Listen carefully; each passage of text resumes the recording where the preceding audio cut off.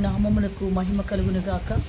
ఈ రాత్రి ఈ వీడియో చేయడానికి ప్రధాన కారణం ప్రియులారా, ఇప్పటికీ మన తెలుగు రాష్ట్రం అంతా ఈ తుఫానుతో అల్లాడిపోతూ ఉంది. అనేక ప్రాంతాలు, పట్టణాలు, గ్రామాలు కరెంటు లేక, విద్యుత్తు లేక అంధకారం అయిపోయాయి. ప్రజలు భయముతో బిక్కుబిక్కుమంటూ జీవిస్తూ ఉన్నారు. ఈ రాత్రి తీరం దాటుతూ ఉంది. మనం వింటున్నాం, వార్తలు చూస్తున్నాం కూడా. కాబట్టి ఎవరికి ఆస్తి ప్రాణ నష్టములు కలగకుండా ప్రభు కాపాడునట్లు మనం ప్రార్థన చేద్దాం.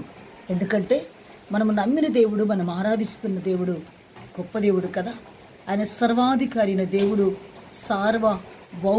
సార్వభౌమాధికారమును కలిగిన వాడు కదా. ఆయన ఏదైనా చేయగలిగిన శక్తిమంతుడు. ఆయన ఒక మాట సెలవిస్తే గాలి తుఫాను నిమ్మళమైపోయినట్లు, సముద్రము నిమ్మళమైనట్లు లేఖనాల్లో మనం అనేక సందర్భాల్లో వాక్య భాగములో చూస్తూ వింటూ వచ్చాం.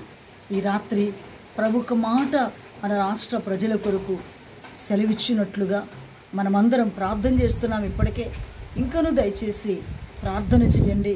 మన తెలుగు రాష్ట్ర ప్రజలకు ప్రభు క్షేమాన్ని కలుగ చేయనట్లు, ఎవరికి ఎటువంటి నష్టం కలగకూడనట్లుగా, ప్రత్యేకంగా సముద్ర తీర ప్రాంతాలలో ఉన్న ప్రజలు భయభీతుల్లో ఉన్నారు. ఎంతో ఆందోళనలో మన ప్రజలు ఉన్నారు. వారందరినీ ప్రభు జ్ఞాపకం చేసుకున్నట్లు ఈ రాత్రి మనం ప్రార్థన చేద్దాం. ప్రభు మన ప్రజల పైన కనికరాన్ని చూపునుగాక, మన రాష్ట్రానికి క్షేమాన్ని కలుగ చేయునుగాక. ఆమేన్.